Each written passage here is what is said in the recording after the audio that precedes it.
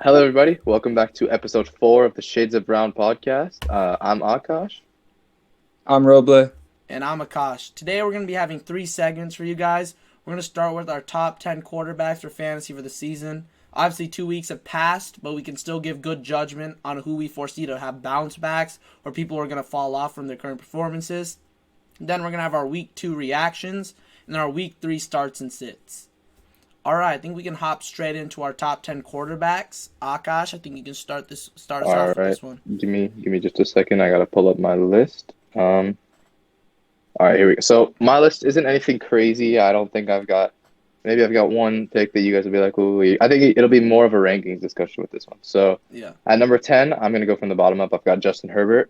Number 9, Matthew Stafford. Number 8, Jalen Hurts. Number 7, Tom Brady. Number 6, Dak Prescott. Number 5, Russell Wilson. Number 4, Josh Allen. Number 3, Lamar Jackson. Number 2, Kyler Murray. And number 1, Patrick Mahomes. Okay. So I have that. So I've always, you guys have heard this if you've been listening. You've heard me preach about how the Chiefs are the best team in football, They're not. and they are. They We'll are. fight about. We can argue about this Bro, whenever you you want. see what but- happened? They lost. They're Okay. 1-1. Yeah, but watch. They Watch lost. happens No. Let's put come season's end. let's put the math together, right? They lost to the Ravens, right? And the Mhm. Ravens lost to the Raiders. So therefore, the Chiefs aren't Yeah. even the best team in their division. They're actually the third best team in their division if you're doing this math. Exactly. Exactly. All right. I'll do my list next. My honorable mentions: Ryan Tannehill, Derek Carr, Justin Herbert, and Aaron Rodgers.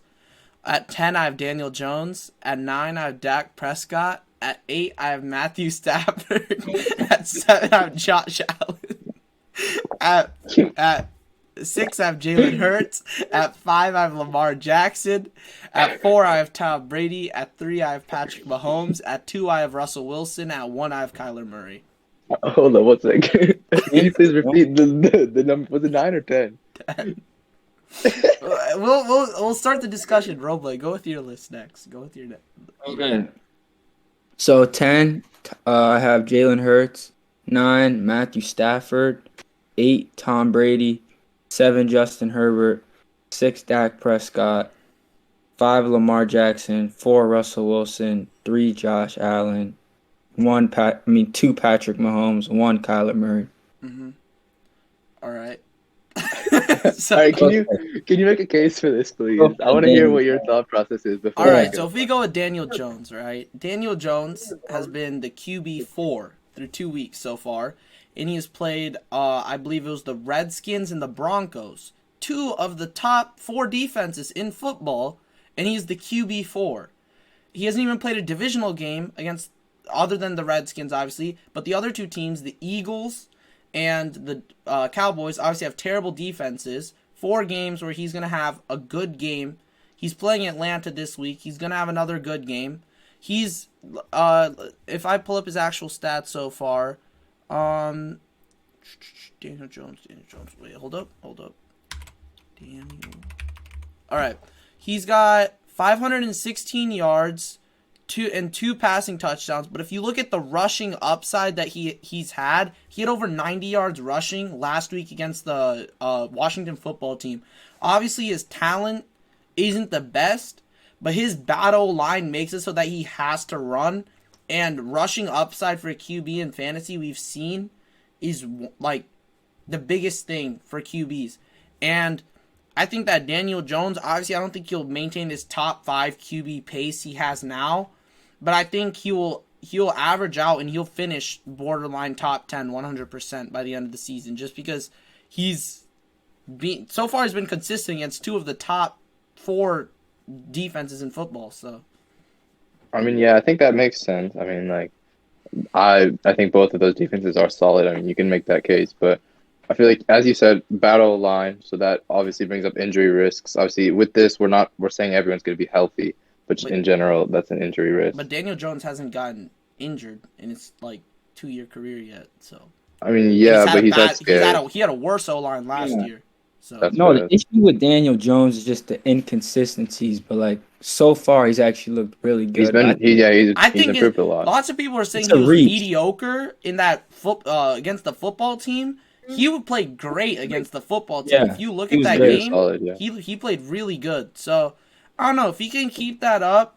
And Jason Garrett's play calling has slowly gotten better. He got a little bit more creative against the football team.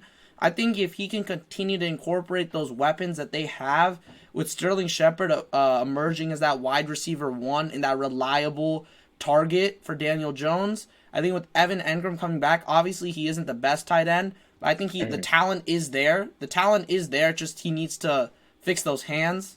But Yeah. yeah, I don't know. I think Daniel Jones can 100% be a brink top 10 QB, so that's why I have him at 10. And yeah. Okay, I so want to touch on something real yeah. quick. Aaron Rodgers situation. I just want to hear So you guys' point of view yeah, on that. I don't know, man. So All of us I have him outside our top I 10. don't have him in my top 10. Do yeah, I you? don't have him in my top 10 I either. don't have him I have him at either. 11. Yeah. I didn't do honorable mentions, to be honest. I may have forgot about that. But I didn't have Aaron Rodgers in my top 10 though. No, I just think Aaron Rodgers, he'll probably end up finishing top 10, but Yeah, probably. I mean like based off of what happened against the Lions, four passing touchdowns. Four. So he's gonna be he's gonna be top 12 minimum. I just think that there's gonna be games where they don't do as well as they did last year, and based off of how they played that game against the Lions, especially, it looks like they're gonna be using the run game a lot more, especially in the red zone than they did last year.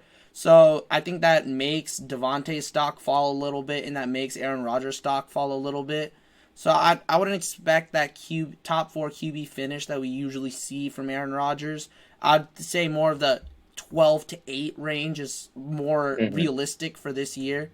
So yeah, that's my insight on that. Also, his touchdown, he threw 48 touchdown passes last year. His Not career gonna average happen is again. around like 25.5, but like recent years, it's around like 30. I presume like for him to be around that this year, that's not enough for top four, in my opinion, because there's other QBs that With the just have rushing upside. exactly that rushing upside, and situations are just more clear than Rodgers. So Hmm. if you have him, he's obviously a great fantasy QB, but there's just a few guys that are better than him this year. Yeah, Yeah, I'm with that. 100%.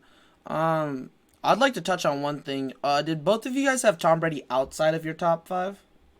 I had him at 6, Yeah, I believe. Let me take a look. I All don't right, think I so had him in I my had top him 4. at 4, behind Kyler, Russell Wilson, and Patrick Mahomes. I had him above people like Lamar, Josh Allen, Stafford, Dak. So for me, the reason I put Brady above those guys is because I think stats wise, Brady is gonna have a career year. It's Whoa. crazy to say at yeah, his age, yeah. at 44 years old, to say that. You think he's But gonna get above 5,200 yards, do you think? huh? Do you think he's gonna crack 5,200 yards this year? Or get above that, I guess? His career high is 5,250, I'm pretty certain. I think yards wise, he'll be close to that. I think he may be around with the 17th game. True. I think he'll break 5K. I think he'll be around 5,100, Hmm. 5,200. But I think the touchdowns is especially where I think this is going to be big this Yeah. year with Mike Evans, with Cameron Brate. I mean not Cam, Rob Rob Gronkowski. Gronkowski. Yeah, Gronk and Mike Evans in the red zone, and then the big playability from Antonio Brown, Chris Godwin. I can just see, and based off of what we've seen in the first 2 weeks, it's gonna be like Aaron Rodgers last year. They're not running the ball at the goal line.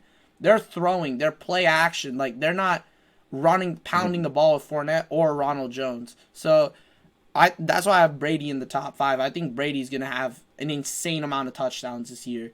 And I think we're gonna see that against the Rams, a really good defense. I still think he's gonna throw for over 3 touchdowns this week. Yeah, definitely agree. I mean, their offense is so stacked. I It's mean, Yeah. crazy. Gronk like has like emerged into like his stat line, like the past 2 weeks, I think he's put up 25 points in both those games. I think he had 5 touchdowns this week. I don't Yeah, know. 5 he's touchdowns thrown last. for 9 touchdowns Yeah, it's 4 and Yeah, through 5. two Yeah. weeks. yeah, it's ridiculous. Like I might be sleeping on him a little bit, but just like last year, he had like a few inconsistent games. That's what I think they figured the kinks out. That was a lot more towards the beginning of the I season That was was last the year. beginning of the season. I I was think more towards like Bruce Arians and like the offense and how he was like they turned the holding offense Brady over to back. Brady. They Yeah, opened the playbook up for him, let him make the calls. And I think once that happened, their offense clicked. and that's why he's Well, leading the league in passing touchdowns right now.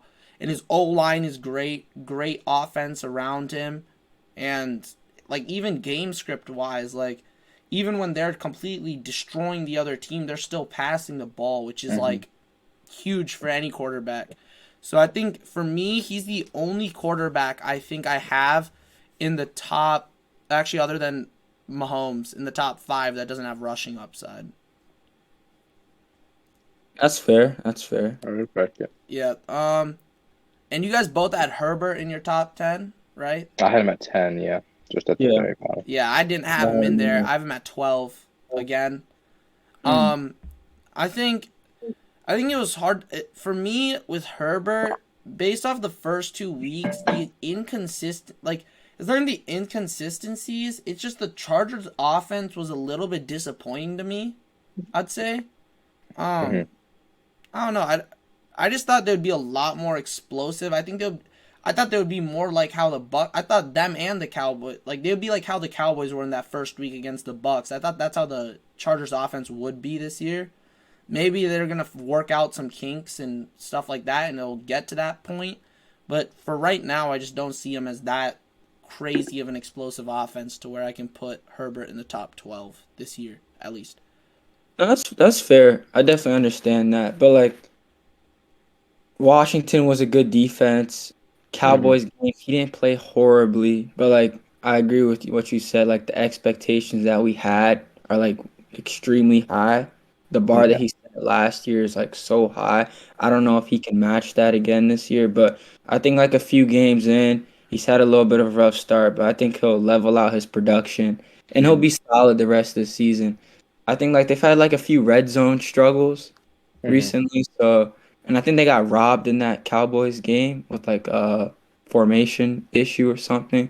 They got a touchdown called back. So, I think Herbert will be fine. I have him at Hmm. 7. I think he'll come good this year. No need to overreact. Yeah, I've Herbert at 10. I think, um, had you told me at the beginning of the season, I would have probably had him a little bit higher. I guess there's a couple, these last couple games haven't been great, but I think it might, as Robert said, it'll get a little bit better. I think Keenan Allen is still Keenan Allen, like a really good wideout. And we've seen Mike Williams take strides in his game this year. I guess the big loss for Herbert, I think, was Hunter Henry. That was someone I think he liked a lot in the offense last year, and Henry had a good year. So, Williams kind of filled that void though, that mhm. Henry. But Yeah, Mike Yeah, a little Williams bit. is great. And I'll just plug the TikTok real quick. Once again, we called that out before his breakout. Like we call out every breakout. So go follow the TikTok. It's gonna be linked in the description if you guys want to win all your fantasy football leagues. And then I think one more thing. I think we all had Matthew Stafford around that 7 to 10 range. I'm pretty sure. Hmm. Yeah, Um, so yeah, I think we can touch on that real quick. I think Matthew Stafford is going to be great this year. Him and Cooper Cup, that connection is definitely there. People who got Cooper Cup in their fourth or fifth rounds of their draft are celebrating right now. It's hmm, crazy. But Stafford, he's got an offense around him that he's never seen before.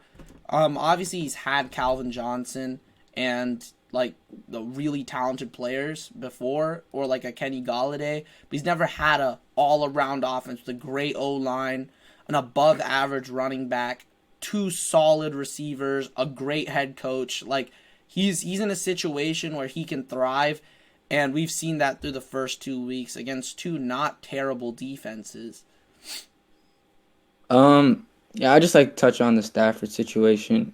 I think he's definitely gonna finish top 10 this year. hmm. Only negative about Stafford is he doesn't have the rushing upside, and I think Yeah, there's a few QBs that are better than him at throwing the ball. But he's in a really good situation this year. I think he's gonna have a great year, and yeah, Yeah. for look sure. for Stafford. I feel like he's gonna have like a Ryan Tannehill season last year, like really good efficiency, high Hmm. touchdowns, but like a little more yards also. So Yeah, yeah. I think this is Stafford. This is going to be his year to show off the talent that he's like shown in Detroit, but kind of gone under the radar because they weren't good and because it was Detroit. Like now playing in LA, people are going to take notice. I think he's going to get the recognition that he deserves because he's been balling out for years. It's just it hasn't gotten the name value that he needs, I guess. Yeah, 100%. Another thing I'd like to touch on is Akash didn't have Kyler Murray at number one, which I don't like at all. I just, barring injury, there's no way in any shape, like, there's just no chance Kyler does not finish number one. Based off of what we've seen in the first two, like, Yeah. there's just genuinely no chance he doesn't finish number one. I just think there's too many inconsistencies. Well, Kyler showed. inconsistent. You seen Yeah, his he showed. first 2 weeks? Our first 2 weeks he's been great. I'm just going off last season a little bit more. And that He was number one QB until he injured his shoulder. I What? know, but it's just like the kinks of his game. I don't like it as much as Mahomes. Right? I like Mahomes better. If that's simple. So a guy Mahomes who can have can't rush the Mahomes has a ball. So it's Mahomes just is a a preference thing. it's a preference thing, and I think Mahomes has a better situation around him. The, I think as the season goes on, I think you're gonna see that Mahomes is the How? No, The best Chiefs player. have a better. Tyler What? is undisputed number one. I'm sorry, bro.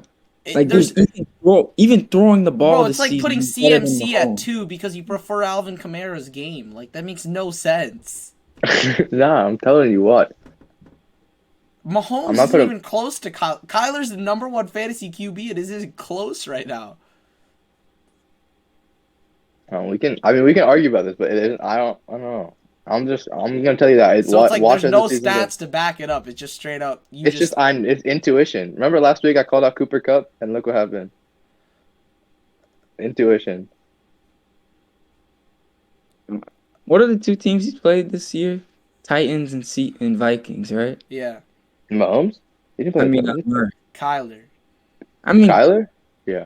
two defenses that aren't the best, but I really don't have any concerns Bro, for he's a Kyler. guaranteed. So, like, a QB like Mahomes, right? If he has a week where his offense gets clamped, and he'll go under like 15 points. Like, for those type of caliber QBs, 15 points is like their down week, right? Yeah. But for Kyler, it's literally not possible because the rushing upside automatically gives him another 9 points every week. So even if he has that down throwing game where he gets 15 points, he's another 9 points coming in from just rushing alone. So he's going above 20 points no matter what every week. And the weapons that they added too. And Like the last, division. I mean, Rondell Moore has been really good this year, Yeah, so I and the think that might help. division. Like like he's every game he's gonna be in, he's gonna be in a high scoring game. He's gonna have to pass the ball. Like the weapons are there. Christian Kirk if is you're gonna make emerging. Rondell Moore is emerging. I mean, DeAndre Hopkins is DeAndre Hopkins. DeAndre Hopkins. he had 11 rushing touchdowns last season. 11.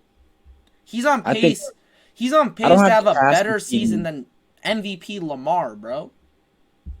Like, Yeah, that's scary right there. Yeah. With the passing upside, he's just a better passer than him too, and he has better weapons. Yeah. I think I mean, Tyler's yeah. undisputed one, bro. I don't know. I don't know how well it'll hold up for the season, but that's all. That's my only argument. What? That's all I'm saying. I don't know how well it'll hold up. Let's What? move on. Okay, yeah, let's just move on. It's whatever. That I guess okay.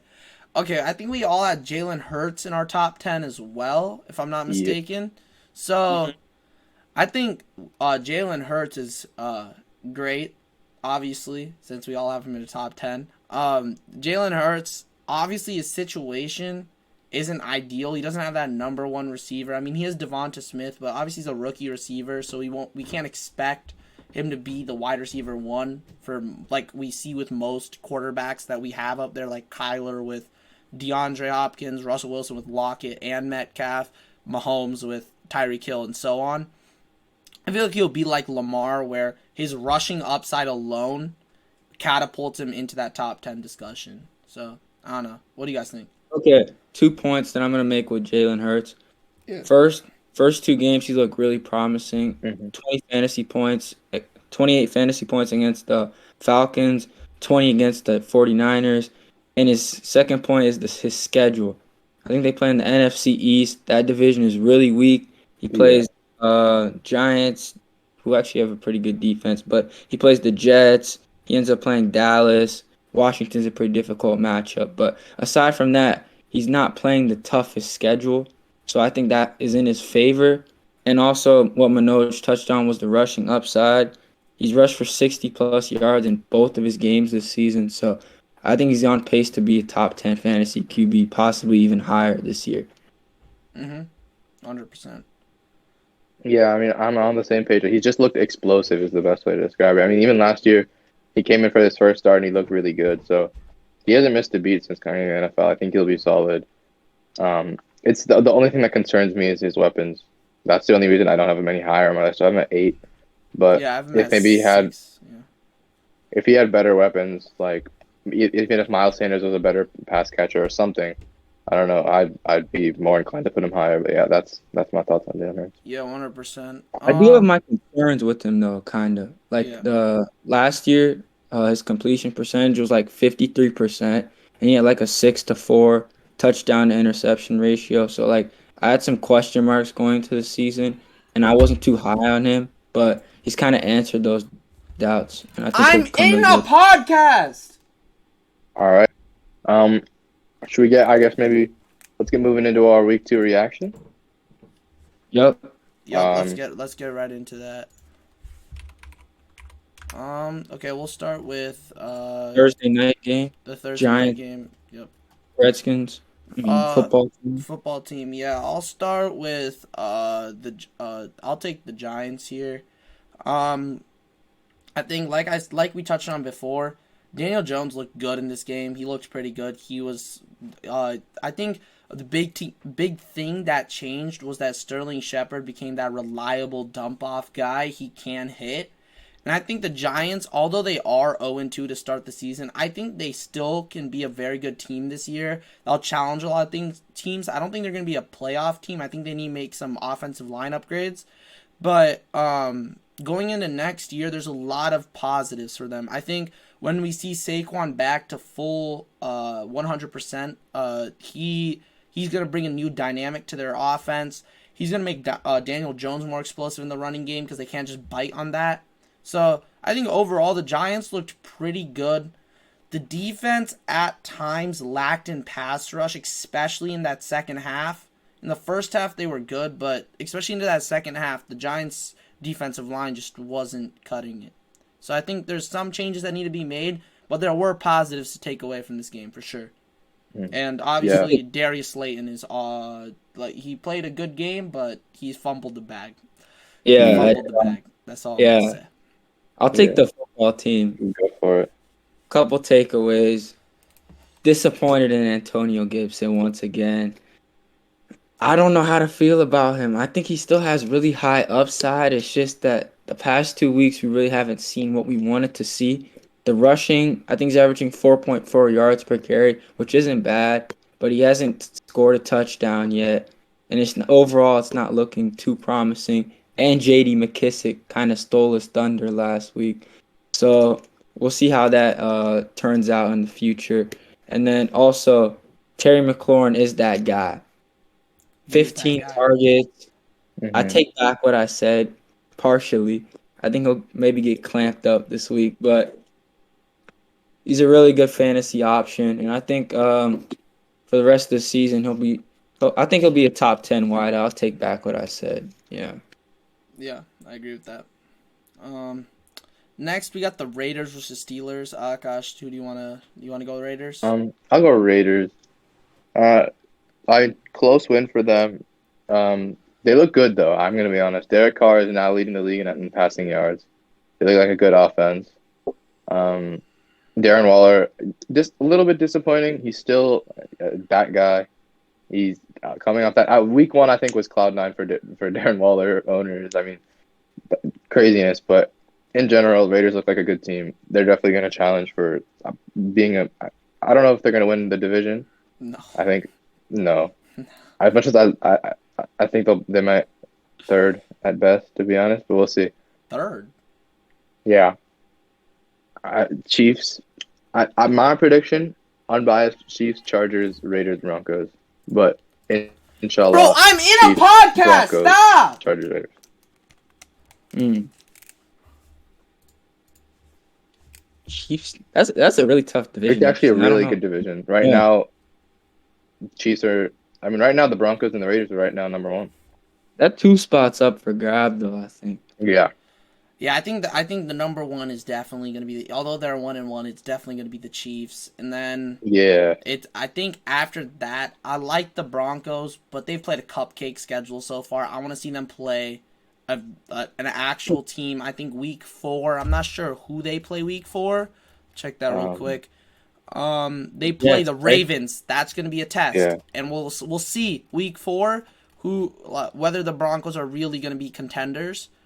But yeah, I think I'll touch on the Steelers if that's fine with you, Robla. Yeah.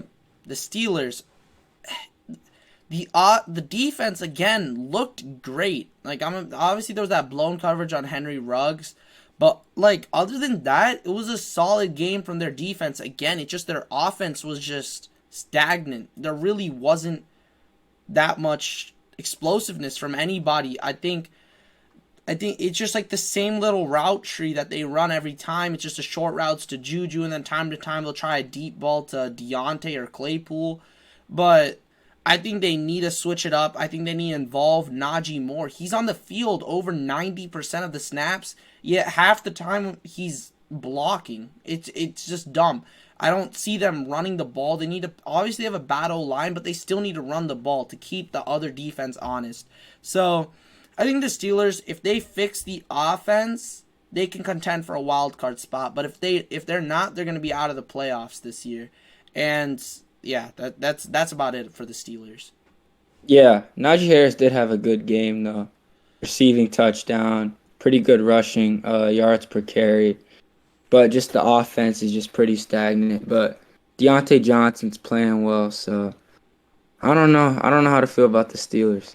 Yeah, it's just like on paper they have such a good team. It's just I don't know if it's the play calling, but it's just the offense just isn't working. Like the routes, like I on paper their wide receiver core is one of the best in the league. Like Deontay, Claypool, Juju. So like when you look at it that way, like they should easily be one of the best offenses with Najee Harris in the backfield as well. But it's just not working right now, and something needs to change if they want to make the playoffs this year. And that window is closing for them with Roethlisberger's career closing into the end, 100%. Yep. Next, 49ers Eagles. Roble, you can take the Niners. Okay, I'll take the 49ers. A couple takeaways. Debo Samuel has solidified his position as a wide receiver 2 in fantasy, potentially wide receiver 1 throughout for future games. He's looked really good. Still no show for Ayuk. I think he had 1 target for 6 receiving yards.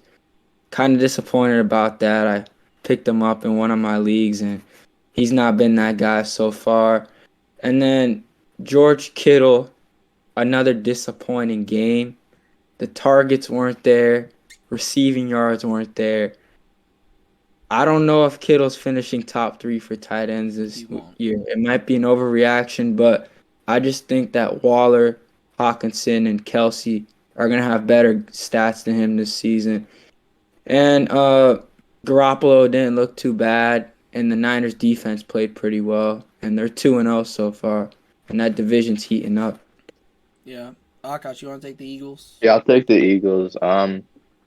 To be honest, couple takeaways, I guess. Eagles receiving core is very interesting. The leading receiver in that game was actually Quez Watkins, which is kind of funny. I mean, he had a 91-yard reception, but he had 117 yards. That was their main receiving target. Devontae Smith, kind of disappointing. He had a really good week 1, not as good week 2. Jalen Hurts again only had a high 190 yards, I think, throwing the ball. Nothing crazy, but he rushed the ball well, and that helped them keep the game at least close. And then Miles Sanders was, I guess, the other takeaway. What did I He didn't have. say? What did Yeah, I I guess you're right say? about that one. Under 10 points. What did I Yeah, he did say? not have a good week this week. So yeah. Both of you said it. Start him. I said sit him. Telling you, get rid of that guy. He's not good. He's not that good, bro. In the Reds, he doesn't take red zone snaps. Kenny Gainwell takes the red zone snaps. It's not that good. The Eagles' offense, they're not going to score that much. And when they do score, it's going to be through Jalen Hurts. It's going to be through Devontae Smith. It's going to be through Dallas Goedert. Time to time, Sanders may get a TD. But realistically, he's going to be awful. Not like, I don't want to say awful, but he's going to be below like an average fantasy running back. He's going to finish outside of the top 15 easily and possibly outside of the top 20. I think next is Texans versus Browns, which I'll take the Texans. I'll start with Tyrod Taylor, man. This guy has, like, I'm going to be real with you. Most of the time when he's starting, he does well. He's played well. And when he was in the game with the Browns, they kept that game very close. Like, it was a close game.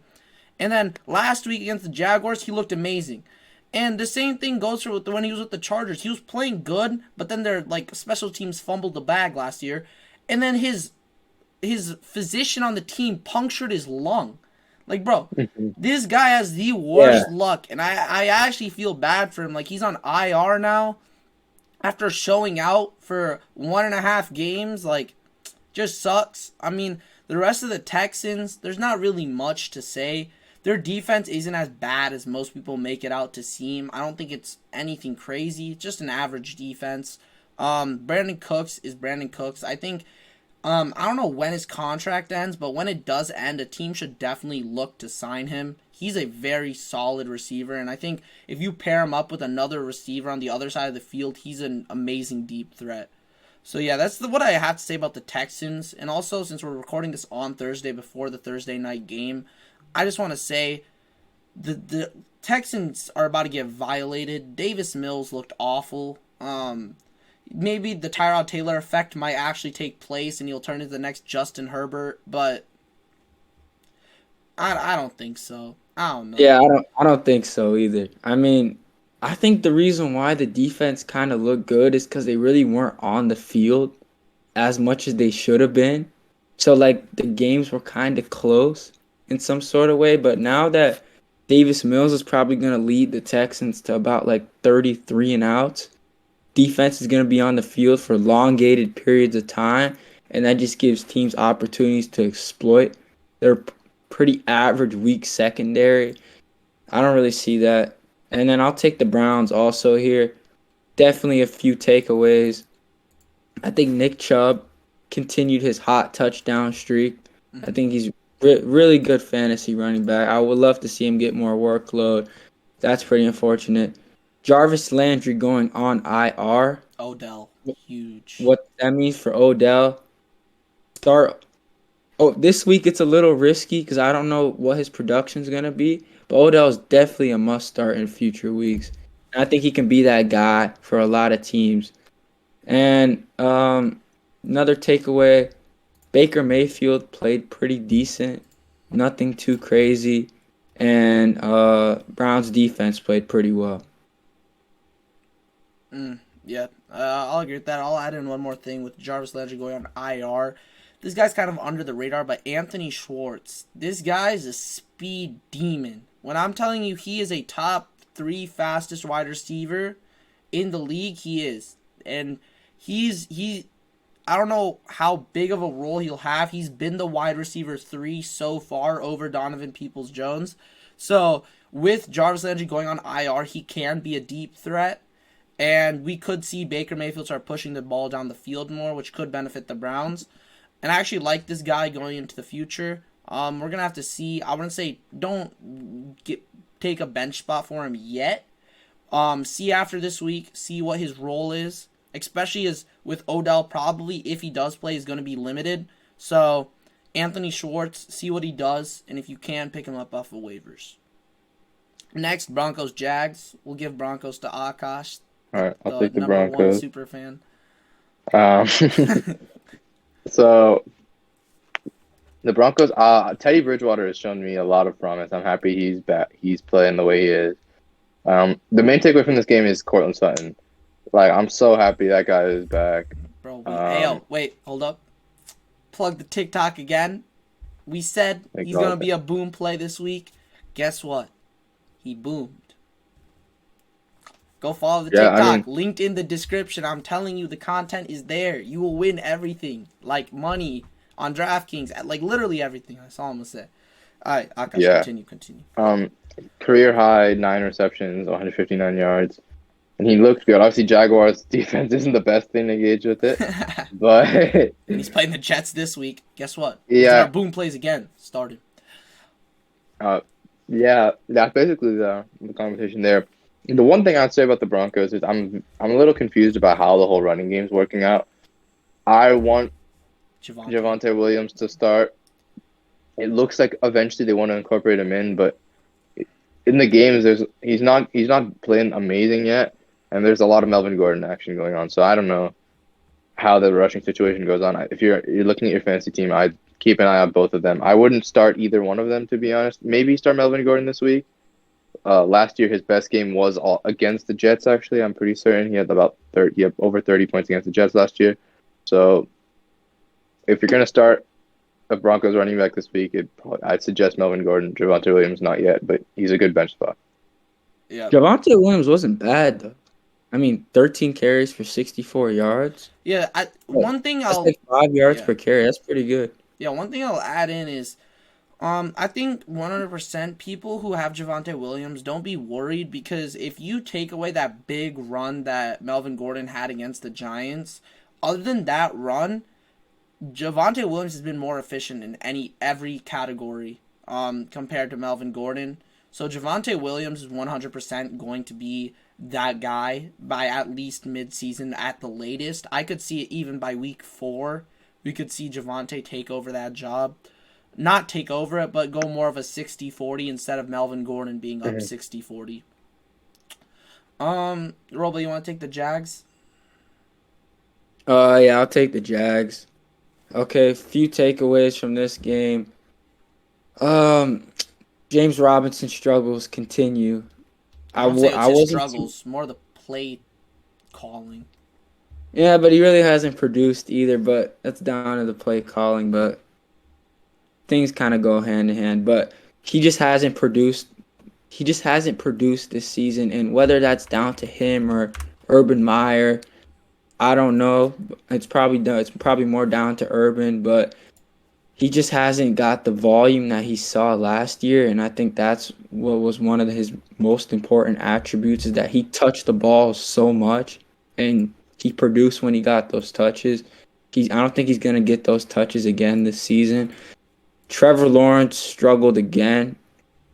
I think he's a rookie QB. You got to give him time, but some of the throws that he makes, like forcing it into like quadruple coverage and trying to sneak one on the end line against what was it, Surtain and the safety, Yeah. and that one got picked off. Just a lot of bad decision making that he needs to clean up. But his overall game actually looks pretty good. But I just don't. He needs to clean up some of that decision making. And Jaguars just don't look that good. I don't have too much hope for them going into the season. I mean, further into the season, yeah. Yeah, I'll add on to the Jaguars real quick. I think with Trevor Lawrence, I agree with you. There's some things he definitely needs to clean up, but we've seen flashes of what has been hyped up about him. He doesn't have that good offensive line, and he's still making some throws that are just really good. Like, I think it was week 1 where he hit a tight end down the seam. It was a really hard throw to make, and he made it off his back foot. So, I think Trevor Lawrence does have some upside, a lot of upside, and also Marvin Jones has been really good. Like these first 2 weeks, he seems to be Trevor Lawrence's favorite target and favorite red zone target. So I would look to try to. I wouldn't say try to get him, because people might try to sell high, which I would recommend if you do have him. Try to sell him and get some big names for him. But at the same time, he's a solid flex option, I think, every week. And yeah, I think he's solid. I think that's about it for that game though. Next we got Saints Panthers. This one was a surprise. I'm gonna be honest with you guys. I'll take the Panthers here. Panthers were impressive, very impressive. Once again on our TikTok, we hyped up Sam Darnold, and he's shown that in the first 2 weeks. Sam Darnold has looked great. He's sort of proven that the Jets were really the problem. It wasn't him. He's not obviously an elite QB, but he's above average for sure. He's playing well. Obviously, CMC is CMC. CMC is playing well. DJ Moore is the wide receiver one on that team. Robbie Anderson's there to make the big plays. And overall, their offense looked great, and their defense looks like amazing. So far, they've looked like the best defense in football. In the first 2 weeks, they look like the best defense in football. So we'll see what happens going forward, but they look great. They look great. Who wants to take Yeah, the Saints? I can take the Saints All here. right, go for it. Um, I mean, the Saints basically was a tale of two games. First game, they did some heroics against the I Packers. told you it was Hurricane Ida, bro. I told you they'll I come don't out know. with I don't know if it was passion. the hurricane or it was just some Jameis Winston beginner luck or something. I don't know, man. But whatever it was, it fell to pieces really quickly. This is just a bad week. They basically had Green Bay syndrome, and yeah, Kamara did not produce. Yeah. Winston had the complete opposite. The game that those type of games got him is 30-30 a couple years back. So this is the Jameis Winston we all know and love. This is Alvin Kamara that none of us know and love. So it's gonna be interesting to see what happens. hmm Yeah, I want to touch on one player, Marquez That was Callaway. just about it. Yeah. Yeah. I mean, like preseason hype is a drug, man. Like the targets aren't there. I'm watching some of the games too. Like he's not even like Like getting separation. he's on the field, but he's just not getting I don't know. separation. Like I don't know what it is. I mean, like he's not even getting targets. Like is Jameis have some issue with him, or is he just not? yeah, He's struggling against NFL corners. I don't know what it is, but preseason he looked like a beast, man. He just looked like a shadow of himself so far to start the yes, season. 100%. Like I don't know. Like the connection seemed to be there in preseason. Like obviously no one was expecting this like him to be like Michael Thomas, but like we expected a high end flex option. He's dropped under 3 points back to back weeks. It's just Mhm. like what? Come on, man! Like you're Yeah, you gotta supposed to get be the something. wide receiver one, and he just hasn't been that. So I don't know. I think going forward, he he can't be started. He just can't. I don't even think he's worth a bench spot at this point. I think you could stash him and hope that he shows what he did in preseason, but I don't think that's gonna happen. So yeah, we'll move on to Rams versus Colts. This was a good game. This was a good game. I want to take the Unfortunate. Colts, if you don't Yeah, mind here. yeah. Go for it. Go for it. I'll take the Colts here. A few takeaways for me. Michael Pittman was had a really good game. Targets were there, yards were there, and he just looked really good. I think that was the Michael Pittman hype that I was buying into at the start of the season with T.Y. Hilton going on to IR and their wide receiver core being pretty depleted overall. I expected him to take that step that he was supposed to take this year, and he has done that. Colts offensive line struggles early into the season are a tad bit concerning. They Yeah, protected really well for Phillip Rivers last year, and Carson Wentz has had to travel all across the world because they cannot block to save their lives. There was a play where like Aaron Donald was a free rusher, and Carson Wentz stood in there and delivered a dot to Pittman. I think he's been really good also, but Colts offensive line struggles have affected Jonathan Taylor a bit. The volume is the exact same when he took over weeks 11 through 17. It's just that the efficiency has gone down drastically. Like when he got the starting job, he was averaging over 100 yards of scrimmage almost every single game, and that just hasn't been there this season. But no need to overreact. I think Jonathan Taylor will come good, and Carson Wentz's double ankle sprain on his right and left ankle yeah, is pretty concerning. Mhm. yeah. And Easton one of them came is into the apparently a game. high ankle sprain, which is Yeah, really concerning. That's what Joe Mixon Yeah. had last year. So yeah, Mhm. yeah. I don't know. I think Easton came into the game. He threw an interception. I don't think he's the Ramsey. guy forward for them. Yeah. So Colts, I think next week's might struggle. Yeah, Hmm. I'm gonna agree with that. I'll take the Rams. First I'll Go just for it. add on about the Colts. The Colts looked good. It's unfortunate that Wentz got injured. I really felt like they could have got down there and gotten that field goal if Carson Wentz was in instead of Eason with 4 minutes left. Um, I think obviously, like you said, Pittman looks great. Pascal looks like the immediate red zone threat. Keep in mind, T.Y. Hilton hasn't come back yet, and he's gonna come back. So that wide receiver core is better than we thought it would be, as more depth than we thought it would have. Pascal has been a really nice, um, like emergence for their offense. And yeah, I agree. Their offensive line is not that top five offensive line we thought it was. I still definitely think it's above average, but it's not what we thought it would be. And yeah, I'll move on to the Rams. Aaron Donald is Aaron Donald, and I'll say what I said again last week. Jalen Ramsey can win Defensive Player of the Year because of the way they're using him. Because like I said, he used to be just drop back in pass coverage. No one would target him, so he was basically out of the game. Obviously, he was locking up their number one receiver, but he really wasn't like affecting the game. But now he's being played as like a sort of linebacker cornerback. So he's having plays where he comes up, and that's how he got that interception. Like he lurked that, and he wasn't able to do that because he was on an island, just like no one would target him. Now he's able to play and be all over the field and use that athleticism that he has, and we're going to see a career year from Jalen Ramsey this year. He's going to prove why he's by far the best corner in the league, and it's not close. And then I'll go with the offense. Cooper Kupp is looking like the best receiver in the NFL. He's I don't been know what else so to good, say. man. Robert Woods disappointing, man. Just not seeing the volume he saw last year. Matthew Stafford likes pushing the ball down the field a lot more than Stafford does. I mean, a lot less than Stafford does. So Woods isn't really seeing that volume, those short routes, that volume he saw with Goff at QB. Another thing, Higbee did not do as well as I thought he would. I thought he'd have a better game, but he sort of dudded out. Don't panic. I still think Higbee's going to do good this season. He'll finish as a top 10 tight end, so don't panic on him. And last but not least, Stafford looked great. I say the only bad thing was that interception. It was actually a really bad interception. I'm gonna be honest. He sort of just threw it up, hoped Cooper Kupp would be there, and it was just a complete overthrow. So yeah, I think other than that, Rams look great.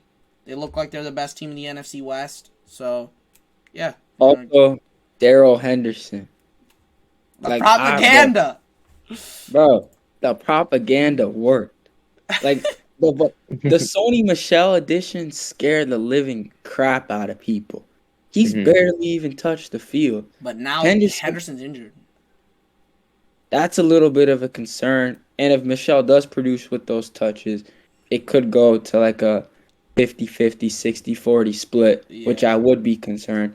But in the two games he's played this season, I think he's had a touchdown in both games. He's rushed extremely well, and he has really good upside in the passing game too.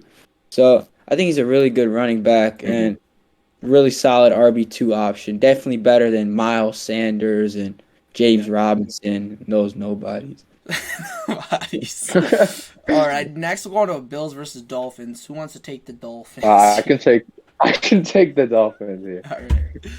All right, so this is a PG podcast. So the best way to describe this Dolphins game was a total poop show.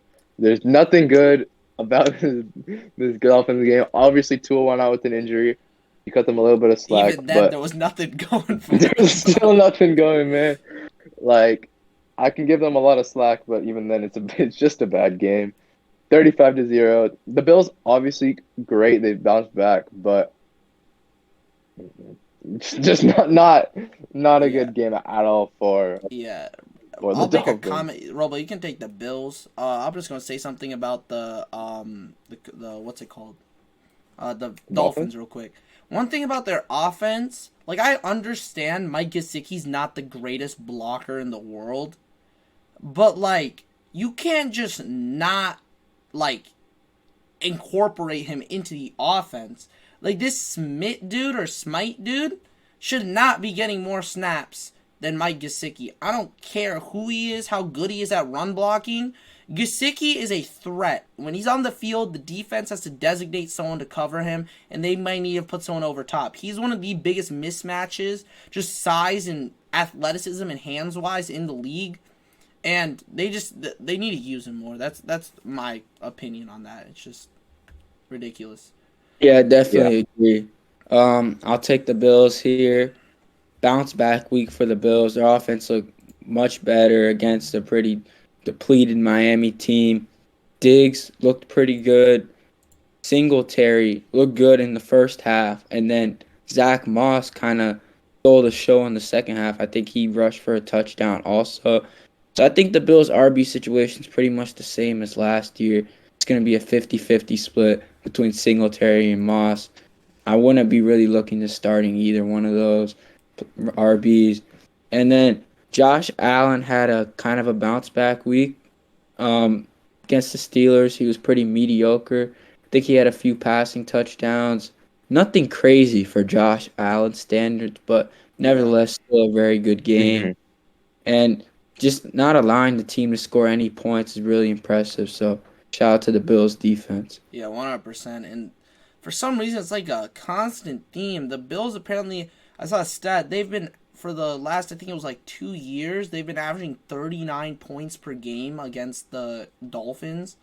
So, Wow. like, they just thrash them all the time. Wow. So, yeah, I I don't remember know. the game last year. They put up an absurd amount of points. It was Yeah, like I remember that, yeah. So, I don't know, dude. I guess it's just something with the Bills and Dolphins. I guess we can move on. Patriots versus Jets. I'll take the Patriots. I'll start with Damian Harris. So Damian Harris, that touchdown was just inspirational. I'm not gonna lie. Broke like 6 tackles. Bro looked like Marshawn Lynch out there. Um, for me, for him, obviously, I think the volume is there. The volume, the touches is 100% there. I think it was unfortunate. I don't like that was the one time James White was actually in the backfield, like in a goal to goal situation, and he got the rushing opportunity to get the touchdown. I think 9 times out of 10 that rushing opportunity is going to Damian Harris. So I think Damian Harris did well. I think he got almost 14 fantasy points. He got a touchdown. I think the touches will just go up for him. I think the red zone opportunities will go up. So I like Damian Harris. I liked how Mac Jones played. Mac Jones is playing well. He hasn't shown that ability to push the ball down the field that I'd like to see out of him that he showed at Alabama. I think that's partly due to the lack of weapons he has to go down the field with. But I think overall the Patriots look good. They have a good future. I think there's a lot of positives on their team for sure. Let's take Uh, the Jets. I can take the Jets here. So I think you just highlighted a lot of positives. So now I'm going to highlight a lot of negatives. For Zach Wilson, there was four. Um, Four. four INTs. Started the game off 2 of 5, 2 passes to the Jets and 3 to the Patriots. So it's just a bad start, bad game for Zach Wilson. It was his. I think him and Trevor Lawrence this week and the last 2 weeks have finally had their rookie spanking. I guess is the best way to say it. Yeah. I I pray Justin Fields doesn't have it, but that's a topic for another time. Yeah, one hundred Um, percent. but yeah, not good from the Jets' point of view. One thing I'm a little surprised about is they haven't incorporated Michael Carter into the offense a lot. They started. They started. Towards the end of the game, I actually liked that. They Yeah, switched it up. but I mean, I think hopefully it might be like a Javonte Williams situation in Denver where he slowly becomes more incorporated in the offense because it looks like the coaches like him there. So hopefully that works out. But yeah, Michael Carter, I guess, is somebody that is a stash play if you want him, basically. Yeah. All right. Next we'll go Bengals Bears. Roble, you want to take one? Yeah, I'll take the Bengals here. Uh, Tough loss for the Bengals. Second half they played much better, but just Joe Burrow's struggles in the first half were pretty prevalent. I think like he's kind of just working himself back into the offense, so it was a little difficult for him to like read the blitz and stuff like that, and he kind of had a little mess ups. Mixon played really well though. Jamar Chase I wasn't a big fan of the volume last game, but he did come up with a touchdown on like 39 yards. And then final point was T. Higgins has been really had a really good start to the season. I think like if you add the points up, him and Chase are like 1A and 1B for the Bengals so far. Yeah. And I think he's looked like a really good he's like probably Joe Burrow's second favorite target in Cincinnati. So I think he's a really good flex uh mid end wide receiver to play for the Yeah. upcoming week. So yeah. I'll take the Bears. I'm gonna be real with you. Like the turnovers really hurt the Bengals to start with. I think the defense played amazing for the Bears. The offense is just stagnant. It's looking like last year all over again. I'm hoping with Fields now taking the starting job, that something will change. But like it was just stagnant. Like whenever they got the ball, it just did not move down the field. Like no matter where they got it, the defense got that touchdown. Roquan Smith, I'm pretty sure, got that. And I mean, it's good. The defense looks great. 3 interceptions, and I think Higgins fumbled 1 or 2 times. So, I mean, we'll see. I think the Bears have a promising future depending on how Fields plays. I like David Montgomery. I like Mhm. Allen Robinson. I like Darnell Mooney. I like a lot of their players on defense. Khalil Mack, Akeem Hicks. So we'll see. I'm hoping they get better over time. So yeah. Um, Any let's go. comments on Allen Robinson's early struggles? Or, I think pick him up. He has a really easy game stretch coming up. Don't worry Mhm. about it. I think with Fields starting, you should be even more excited about him. Yeah, I don't think there's anything to worry about. He's finished the top 10 receiver. I think it's 2 years in a row now. Don't worry about it. He's still going to be a solid low end wide receiver one for anybody. So just, yeah, don't panic. Don't sell low on him. So, yeah, that's all I'd say for that. I think next we move on Falcons Buccaneers. Akash, you want to take one of those? I'll take the Bucks on this Yeah, the one. true best team in the NFL. I don't know about that, but Yeah. but basically Tom Brady showed out. We had this conversation a little bit earlier. 5 TDs this week, but the one thing I'd say is that some struggles. I guess not struggles, but I guess the Falcons were able to keep it close throughout, which surprised me a little bit. Like I thought the Bucks would run away with this one, especially if a game where Tom Brady has 5 TDs. I guess maybe just I think the defense needs to shore it up a little bit just to make sure something like that doesn't happen again. But yeah. Yep, I yeah. agree. You mind if I take the Falcons, Akash? Yep, take them. Um, Couple takeaways. I'll start off with Mike Davis. He actually looked really good in this game. He had a pretty good workload. I think he finished with like 13.9, not 13.9, maybe somewhere around there. Fantasy Mhm. points. The rushing was good. Pretty decent receiving upside. Also, Ridley came Calvin out. Ridley had a bounce back game from week one. I think, what was it, a touchdown and a few other receiving yards. But Yeah. yeah, he had a It was like pretty good game. 18.9 points, I'm pretty sure. Yeah, that's a pretty good game for his standards. And Matt Ryan, early season struggles. He's been a little bit inconsistent, but that's kind of the Matt Ryan that we've seen since he signed that Hmm. contract extension. He's just not been that guy that led the team to the Super Bowl a few seasons ago. And then one more thing, Kyle Pitts actually didn't have too bad of a game. The targets are there, yards are there. He's just not seeing the red zone opportunities that he He should see thought. more volume just in general. Like, Yeah, I'm gonna be Hmm. real. yeah, I like definitely. Russell Gage and I like number 17, like the Zacchaeus guy. But Yeah, Oh yeah. Pitts should be the number 2 target on that offense. He should be seeing a lot more volume than he is seeing right now. So yeah, I don't know. I think the volume will slowly come in more and more as he develops more. So I would say he definitely can still finish the top 5, top 6 tight end, 100%.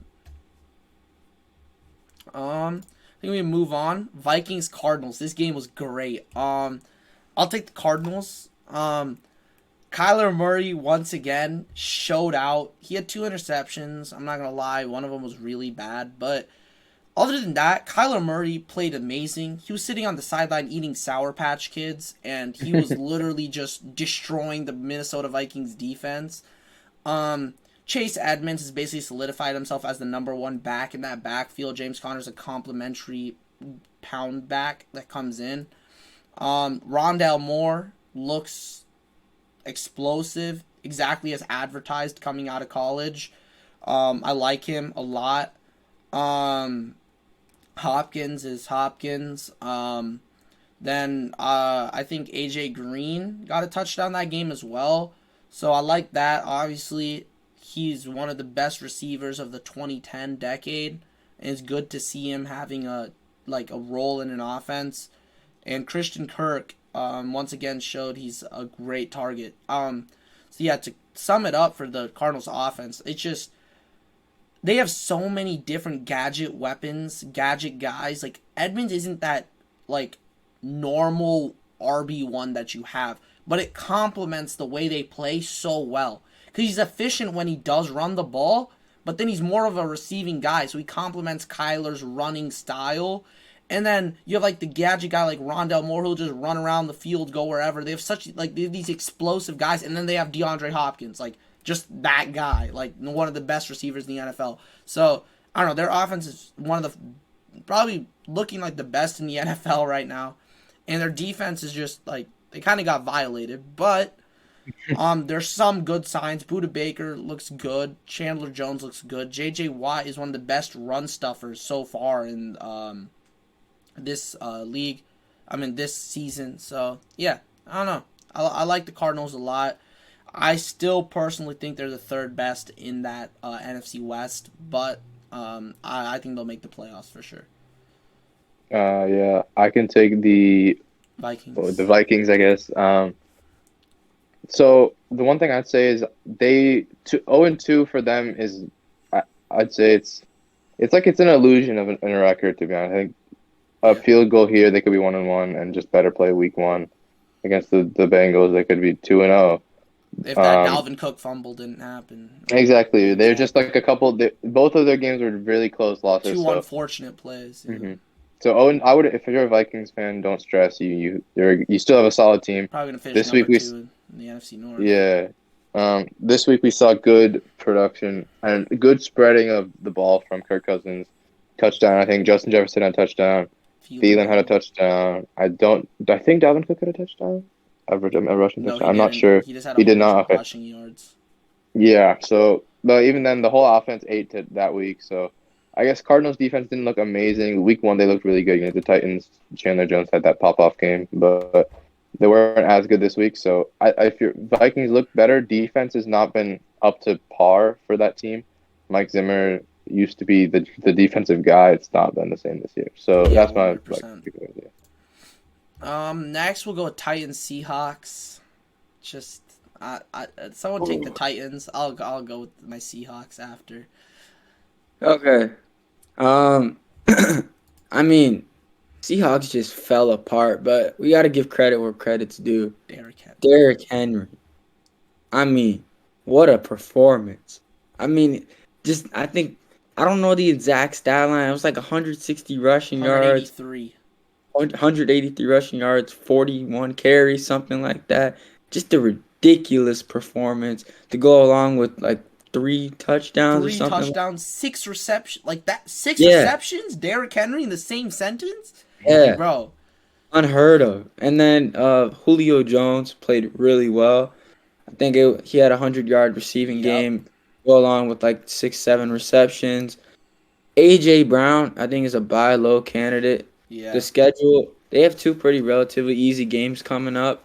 I think he's had a few struggles early on, but A.J. Brown is still that number 1 in the offense, in my opinion. So I think if you can pick him up for low, go ahead and do that.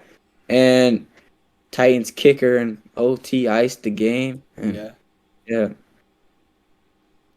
Yeah, so I'll take my Seahawks, man. So I'm going to be real with you. Russell Wilson, the offense in the first half looked great. It's like sort of like Russell Wilson's seasons. He looks great in the first half, screws up the second half. But like, I don't know what happened. We were destroying them, moving the ball up and down the field. Tyler Lockett was literally the Titans defense's dad. And then all of a sudden, like in the second half, just couldn't move the ball. Like legitimately, it was so bad. Derrick Henry, I'm pretty sure, outgained the Seahawks offense in the second half by himself. So, like, I think that needs to be fixed. Our defense is just, I don't know. We played well in the first half, and then Derrick Henry just Hmm. rushed all over us. It's like what Derrick Henry did last year. Like, you'd have a slow, mediocre first half, and then you just wear out the opposing defense, and you just run all over them. So I don't know. I think the Titans are good. Um, Personally, I still think the Seahawks are a better team, but Yeah, I think there was just some play calling issues. And yeah, I just think overall the Seahawks are still gonna have a good season. I think there's some things that need to be fixed up though, for sure. Next we have Cowboys Chargers, another very good game. I'll just like to say the 4 o'clock window on Sunday yeah. last week was great. Like, all the games were so good. Like, that Falcons Buccaneers game was closer than the score shows. Like, the last two pick sixes were like sort of stat padded the score, but it was 28-25 going into the fourth quarter. It was a close game. So yeah, Cowboys Chargers. Roll, you want to take the Cowboys? Yeah, I'll take the Cowboys here. Um, Overall, I don't think the performance was that great. Yeah, I I agree. was a little disappointed, but a few positives to take away. Tony Pollard, Ezekiel Elliott both had really good games. Tony Pollard's emergence is like a little bit of a concern for Ezekiel Elliott's fantasy value. So I'm not as high on him as I was. But CeeDee Lamb looked really good. Amari Cooper was a no-show. Pretty disappointed in. I mean, that sums up Amari Cooper, man. He'll just go crazy, and then he'll just like next week you don't even think you won't even know that he played. So it's really disappointing with that. But I think if the Chargers wouldn't have had that illegal shift on Mike Williams, I think it was, Yeah. and that Jerry Cook touchdown stands, I think it's a totally different conversation because Mhm. Dak Prescott didn't play well. He didn't. Their Yeah. defense, it was pretty mediocre for being honest with you. Like it was definitely an improvement from the Buccaneers game, but Keenan Allen had a really good game. Mike Williams had a really good game. Just like a few different things, situations happen. It's a totally different conversation. Yep. I agree 100%. Akash, you want to take the Chargers? Yeah, I'll go ahead with the Chargers. You guys kind of mentioned it like they didn't play well. I don't think either team played well in this game. It Yeah. was a sloppy contest just all around.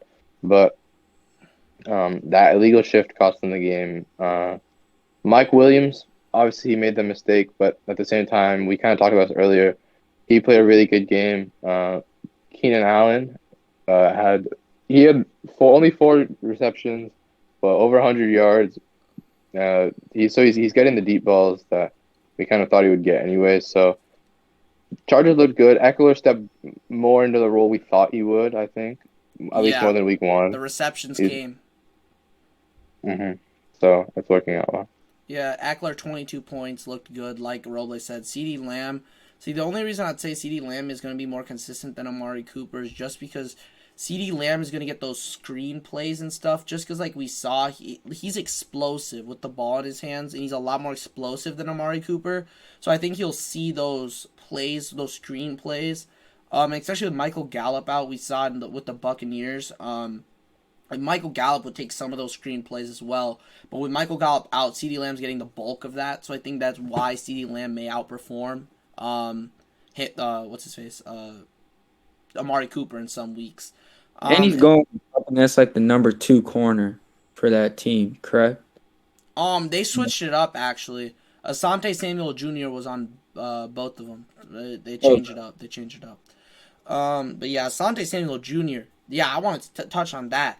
This year's rookie cornerbacks are insane. Like, they Hmm. are playing out of their mind. Sertan, J.C. Horn, and Asante Samuel Jr.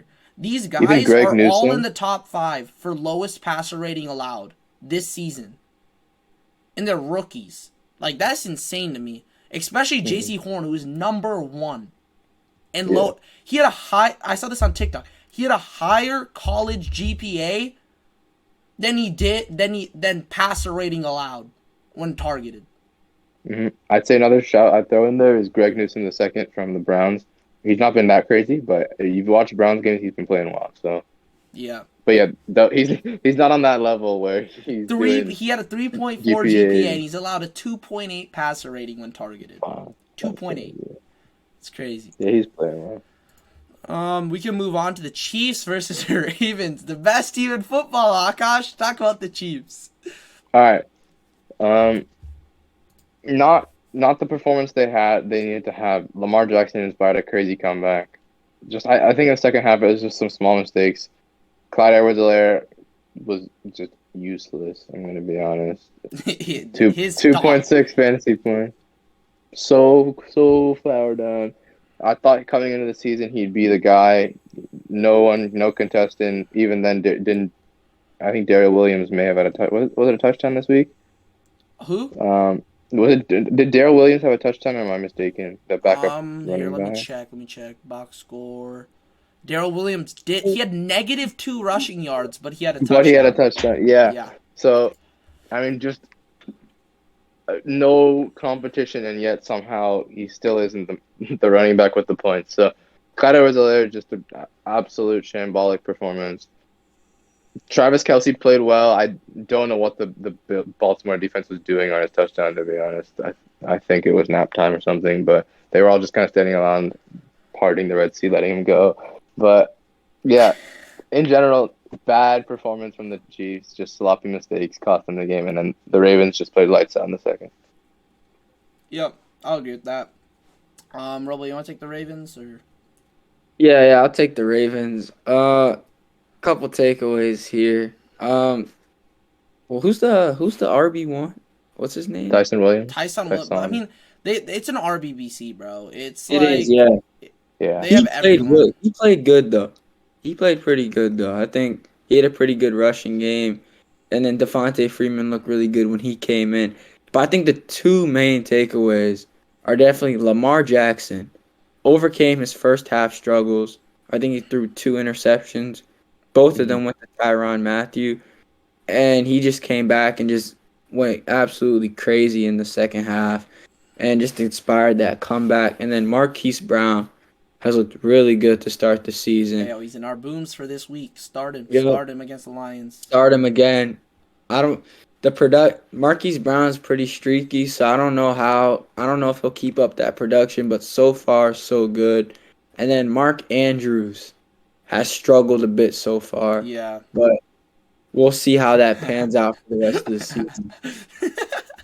I mean, that's rude. because if That's you very pick up rude. Mark Andrews, you picked him over Hawkinson, Pitts, Fant, and you're just getting just nothing right now. So For backstory on this Akash stuff, he needed 9 points from Mark Andrews week 1 to beat me, and Mark Andrews put up 5.3 points and let him It down, was unfortunately. devastating. Yeah. So yeah, um, yeah, I think that's about it. And then we have our Monday night game. The Monday night game, Lions versus Packers. Robo, I'll let you take your Lions. okay, wasn't a bad overall game in my opinion. First half looked really good. We actually stuck with the running game, and that was our way of progressing the ball down the field. Goff didn't look too bad. Hawkinson had a touchdown. Running game wasn't bad, and our defense actually held up. And I think we were leading going into halftime. But after that, Green Bay scored like 21 unanswered points. Aaron Jones had a field day. I think you guys are going to touch on that when you talk about the I'll take the Packers. Packers. Yeah. Yeah, Go for it. and just we just fell apart in the second half. I'm just really disappointed in the way we played. I'm not expecting too much, obviously from a record standpoint, but just the effort wasn't there, and it just looked like a complete disaster in the second half. Yep, I'll agree. I'll go with the Packers. Devontae Adams bounce back game, 20.7 fantasy points, I believe. He looked great. Aaron Jones, 4 touchdowns, 3 receiving, looked great. Aaron Rodgers looked great. One guy I want to touch on especially is Robert Tunyon. He had a good game, but don't expect this every week. He had 4 targets, I'm pretty sure. He put up 14 points. That's not sustainable. It's not going to keep happening. So just make sure to be careful with that.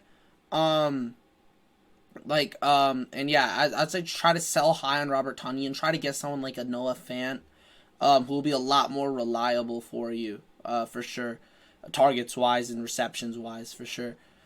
Um, Packers defense was kind of getting violated in the first half. The After the Jared Goff fumbled snap, they really went downhill. The Lions did on offense, and the Packers sort of just took over the game after that. I think the Lions. I love their head coach. Oh, what's his name? Dan Campbell. Dan Campbell. He's a very good coach. I think he can turn this team around for sure in the future. But there's a lot that needs to change. I don't think Jared Goff is a long term answer. I think a real wide receiver one needs to come in. I like their backfield. I like Hawkinson, but they need a true wide receiver one. They need a QB. Their defense isn't terrible. Some things need to change, but yeah, I think in 2-3 years we could see this team be a lot better than what they've been for the past 5-6 years. I think that is gonna conclude our week 2 reactions, and we'll get into our starts and sits of the week. We're gonna skip over the Panthers Texans game because that is currently happening right now. And then we'll go straight into the Sunday games. So we can start with Chargers and Chiefs. I'll take the Chargers. All right, You know, go for it. Chargers versus Chiefs. Not the best matchup for the Chargers, but I'm starting my normal starts that I would every week from the Chargers. Herbert, Eckler, Mike Williams, and Keenan Allen are must starts. Mm-hmm. Jared Cook, possible option in deeper leagues with that touchdown upside, but that's it. Yeah, I agree. I'll go with the Chiefs. The Chiefs, there's really not much depth there. I don't want to say CEH, but at the end of the day, you drafted him the second round. I don't think you're gonna have another RB option that you're gonna be able to start over in. So start CEH, start Tyreek Hill, start Kelsey, start Mahomes. I don't think there's much else there, and I don't think there will be for the rest of the season. To be honest, I think those 4 are gonna be the only starts for the Chiefs, basically going forward, for sure. Next, you have Cardinals Jaguars. I can take the Cardinals here. All right. Literally So, everybody. yeah, I mean, you send the house, I guess. Kyler Murray, Chase Edmonds, if you have him, a good flex, even an RB2 play if you need to. RB2. Uh, Yeah. Hopkins, obviously. I'd say Christian Kirk. Rondale Yes. Moore. Rondale Moore, I'd have more confidence in Rondale Moore than Christian Kirk. But yeah, I mean, you send the house with this Cardinals Yeah, matchup. We saw what the they're gonna Broncos did blow him last out. week. Yeah, yeah, it's gonna Uh, be ugly. Yeah. Yeah. Do you want to go with the Jags, Roble? Or Yeah, I'll take them. Only one start for me. Marvin Jones Jr. is the only player that I'm starting. I think he'll have a pretty decent week. That's about it. I'm not starting James Robinson. I just don't have confidence in that offense to get him the ball. Next matchup. Yeah, sorry, Christian we've got some McCaffrey? breaking news right now, Apparently, live on Christian air. McCaffrey out with the hamstring injury before the game. Ah, Rip my remember. DraftKings. First off, prayers out to Christian McCaffrey. Hey, what? Wow. Yeah. Christian McCaffrey out with the hamstring injury. That's unfortunate, man. DJ Moore already has 100 yards. Yeah. That's crazy, man. Wow. Okay. I guess we'll get back on topic, but prayers out to Christian McCaffrey, man. And all Christian McCaffrey owners this week, including Akash. It's okay, buddy. The injuries, It's man. unfortunate. It's unfortunate. Injury. It just sucks. Injuries suck, bro. I'm gonna be real with you. But yeah. Bears, Browns, I guess we'll go to. I'll take the Browns. I'm starting Nick Chubb. I'm starting if Odell plays, I'm starting Odell as a mid to end flex option because he will be limited. But going forward after this week, if he's going to be on full usage, he's going to be a wide receiver too for sure, especially with Landry out.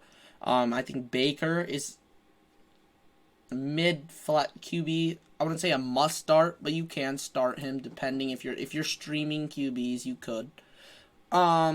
And yeah, I think that's about it for the Browns. Oh yeah, Kareem Hunt as well. Obviously, Kareem Hunt is a good flex option. Our low end RB2. So yeah, someone want to take the Bears?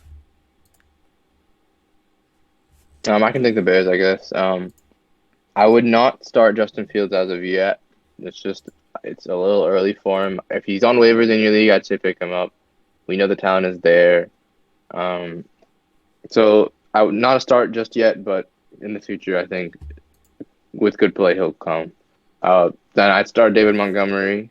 I'd start Allen Robinson. I'd start Darnell Mooney, maybe.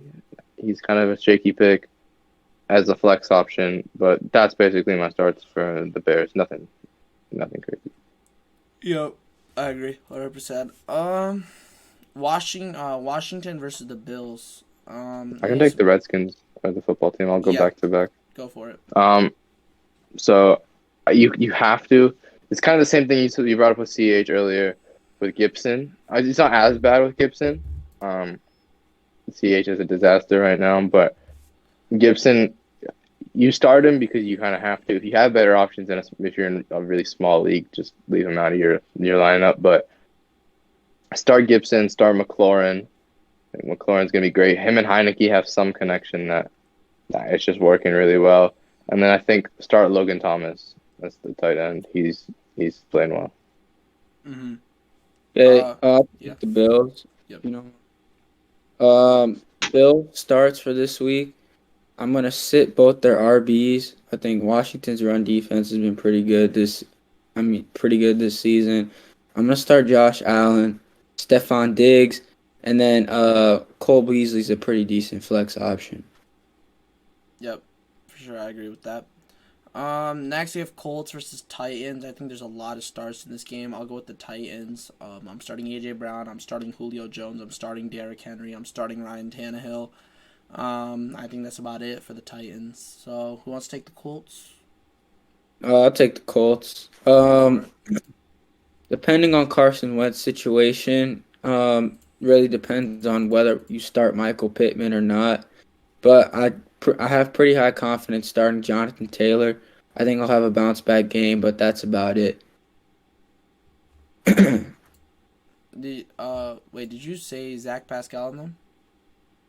Uh, it's I think it's kind of Carson Wentz's injury kind of depends on that. So I don't know. Pascal's had a really good start to the season, but with Eason in at Oh, QB, yeah, that's true. You're right. You're right. it could like mess up his situation. So I want to really make him a start that week.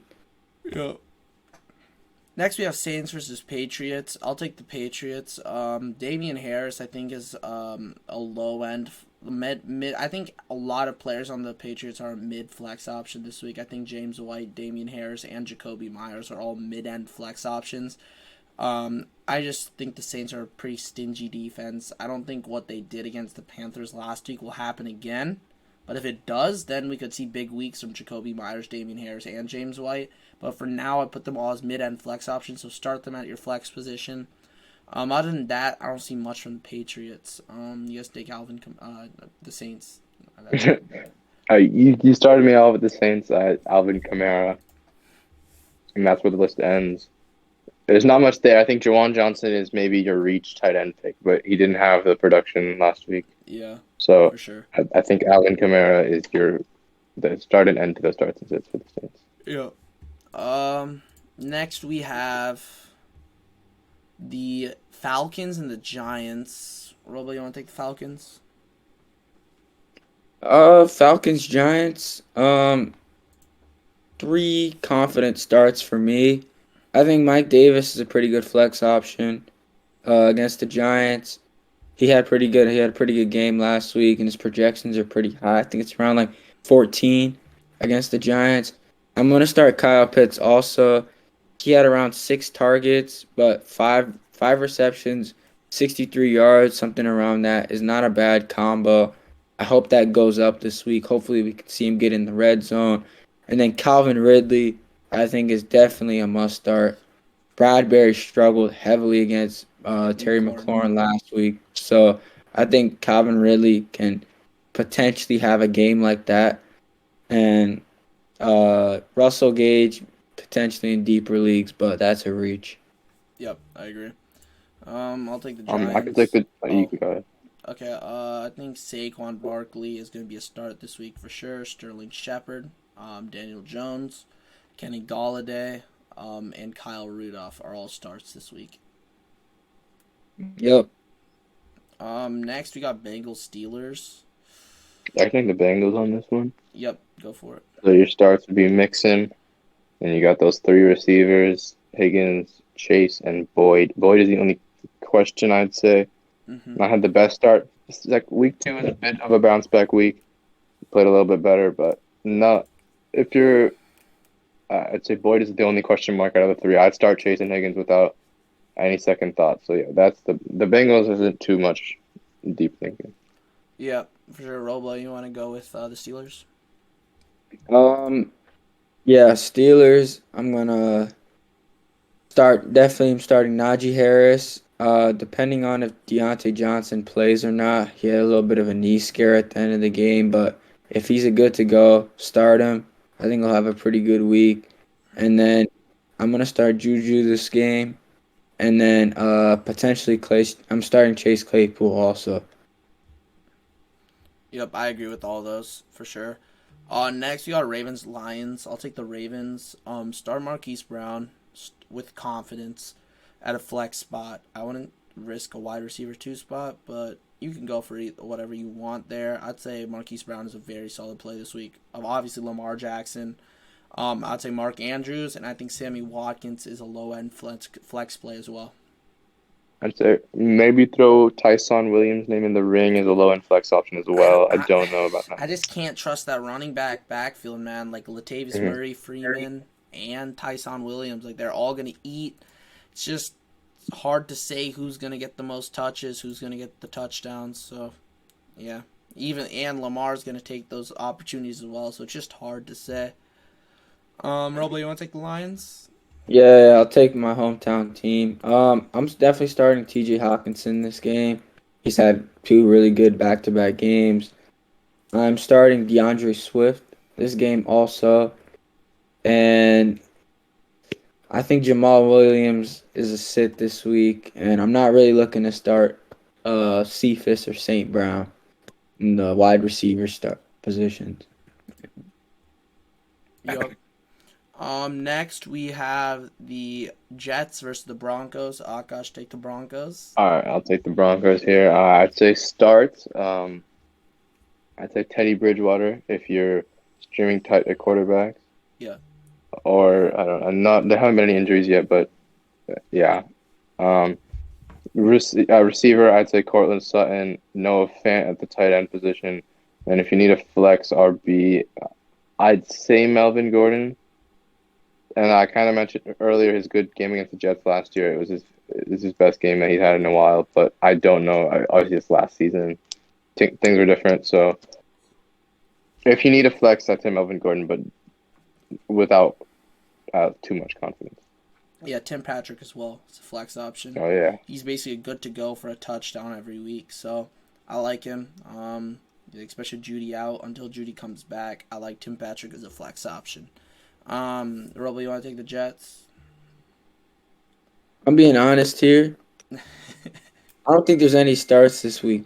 Corey Davis, like if you have no other options for flex, Yeah, then hmm start him. But he had a really bad week last week. yeah, it was Zach Wilson's not going to perform against these tough secondaries, and Corey Davis is going to suffer from that. So Yeah, don't start any Jets this week. yeah, just too don't waste your risky. time. Yeah, Next, we got Dolphins Raiders. I'll take the Raiders here. I think Derek Carr is a start. If Josh Jacobs plays, I like him. I actually like him and Kenyon Drake this week just because of what Zach Moss and Singletary did. Even in hmm a running back duo, they both performed well. So see Kenyon Drake for a good amount of catches, so a good flex option, and Josh Jacobs should be like a low end mid RB2 for this week. And then I think also I like Brian Edwards. I like obviously Darren Waller should be started no matter what. And Brian Edwards is a low end. I was actually a mid flex just because he's probably gonna get shadowed by Xavier Howard. So yeah, Henry Ruggs? no, Okay. he had a big play. Until we see that consistently, I'm not gonna bite on it yet. That's fair. That's Not fair. gonna bite on it yet. Uh, take the Dolphins. Not too many starts here. Yeah. Potentially only in deeper leagues. Potentially maybe Miles Gaskin or Devontae Parker, but just Tua's not playing. Jacoby Brissett didn't look too promising in the snaps that he had. Yep. I don't think it's going to be a pretty game for the Dolphins. So I'm not looking to start any of those Dolphins players. Yep. I agree with you there. Next you got Buccaneers Rams. It's gonna be a great game. Actually, this one's gonna be A very Sunday night enjoyable. No, 425 Oh game of the wow, week. I could take the Rams on this one. game? All right. Uh, Cooper Cup, Robert Woods, Matt Stafford, Daryl Henderson. As much as Daryl I Henderson's injured, so we'll see. We'll see. We'll see. we'll see. Yeah, If if he's injured, healthy, Sony Michelle start him too. yeah. Um, I've never been a Daryl Henderson fan, Yeah. but he's got the RB1 role as they roll him. Higbee at tight end, and that's basically that offense summed up. Yep. I'll go Buccaneers. Mike Evans start. AB start. Godwin start. Gronk start. Brady start. Do not start either running back this week. I like. See, I'll say start all of them, but it's a given that one of them is not gonna have the greatest week. Like last week, AB didn't have the greatest week. So we'll see out of those four: Gronk, AB, Evans, and Godwin. One each week, there'll be one of them that has an off game. But as we go on and through the season, all of them are gonna have their share of good games. So I'm gonna say start all of them and start Brady, of course. Um, Yep, definitely. yep. I think we'll go with Seahawks Vikings next. Robo, you want to take one of them? Um, yeah, I'll take the Seahawks here. Definitely Russell Wilson is a must start QB position. I'm starting Lockett with confidence, Metcalf with confidence, and I'm also gonna start Chris Carson. I think he'll have a pretty good game. And then that's about it. Gerald Everett's a little bit of a reach. He hasn't had the two brightest games in his past 2 weeks, so I don't think he's a start. But yeah, start those four Seahawks with confidence. I Yep. could take the Vikings here. Dalvin Cook is obvious. Thielen, Jefferson, take Kirk Cousins maybe, but I wouldn't go Kirk Cousins this week. Um, that's basically it. Irv Smith if you really need a tight end, and then an interesting flex play would be KJ Osborne. He's had a good couple first weeks. I see he had a big touchdown last week, which helped him points wise a lot. But he'd be my only up in the air flex play. Yep. I agree with that. Um, Next we have Packers Niners. Right? Yeah. All right, You mind if I take the Packers here? Yeah. Go go for ahead. it. Go for it. Packers. I think they'll win this game. Definitely gonna start Aaron Jones, Devontae Adams. Um, I do think what's his name? The tight end. I'm blanking on his name. What's his Robert name? Tunyon. Tanyan. Yeah, I think Manoj talked about his targets and how that might be unreliable. I think he'll possibly score a touchdown this week, but don't look to start him with too much confidence. But I think he is pretty decent. He's a decent play this week. And then um, if we're talking about deep leagues, Alan Lazard or potentially Randall Cobb, but like those two aren't really starts in any given weeks. Did you say No. Randall Cobb? Yeah, he's on the team. Is he back? Yeah. Wait, Oh, I did gosh, not you didn't know know this? that. No, I thought he was like stuck in the past for a minute. Okay, never mind. All right. Ignore that. I could take the Niners if you want. Debo Samuel, George Kittle because you have to, but he's not playing well at all. Ayuk, I wouldn't start Ayuk. I'm gonna be honest. It's just been Yeah, no bad one from else to him. start on this team. I'll be real with you. Yeah, Yeah. Eli Mitchell just didn't have it last week. He had the touchdown that was called back, but even then, he would have only had maybe 14, which is not bad, but not enough. And Sermon fumbled too. Yes. Yeah, Yeah. and there are so many injured running backs. I'm gonna put in a little fantasy tidbit for everybody. If you have an open bench spot, go grab Jeff Wilson right now. Yeah, he's The coming back. He's coming back, and he's gonna be the one of the more Niners coaching healthy staff guys. love him, and their running back room is just the hospital right now. And So, I'm gonna be real. The Niners backfield, like you can trust it if you want, but that's how you lose your leagues. Like you just cannot mhm, trust that backfield. When that Trey Sermon hype came around, I told people it's not gonna happen. Like you can't, you just can't trust Kyle Shanahan with any player. mhm, You genuinely can't. Like he's a good coach, but the way his philosophy works, it's just not any one player will just dominate or hoard the ball. That's why, even though George Kittle may be more talented than Waller, you'll never see 19 targets in one game. Like it just won't happen in Kyle Shanahan's offense. So I don't know. I think as the season goes on, we'll learn more about all the players in that backfield and even their wide receivers. Hopefully, Ayuk gets a bigger role. Hopefully, Kittle gets a bigger role other than just blocking. But we'll see. Next, we have Eagles Cowboys. I'll take the Cowboys here. I think Amari Cooper's a start. CeeDee Lamb's a start. Zeke is a start. Dak is a start. And Pollard is a mid-end flex start, I think, for this week. For sure, I like Pollard. Pollard looked explosive. I don't want to say he looked better than Zeke because when Zeke plays and Zeke is on the field, there are more men stacked in the box to stop the run. But when Pollard's in, they expect more of a passing situation. So there's less people in the box, which allows for bigger run plays. But at the same time, Pollard did look good. So Pollard is going to have a role in that backfield from now on. And I think he's going to be a good flex option going forward. He's going to get some receptions. He's going to get some yards. He may even yoink a touchdown from Zeke time to time. yeah, and I can go with the Eagles. Jalen Hurts is a start. I'd say Miles Sanders because you probably drafted him pretty highly is a start. Or Um, traded for him. or traded for him. Who knows? Yeah. Devonta Smith is a start. I'd Not say pointing any fingers. I'm not either. Then we've got if you really need a tight end, I'd say Dallas Goedert, however Goddard. you say his interesting last name. That's basically it. Not much there from the Eagles, but yeah. Yep, 100%. So yeah, I think that wraps it up for the podcast today. I want to thank you guys all for listening. Make sure to go follow all our socials. They'll be linked in the description below. Follow our TikTok, subscribe to the YouTube, like this video for more podcasts in the future.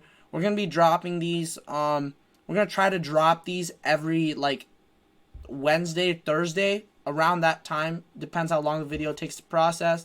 But yeah, we're gonna be dropping that. If you guys want daily content, go over to the TikTok, follow over there. If you want updates for when our YouTube videos are gonna drop, go follow the Instagram. And yeah, that's about it from us. Thank you guys for watching, and good luck this week in fantasy.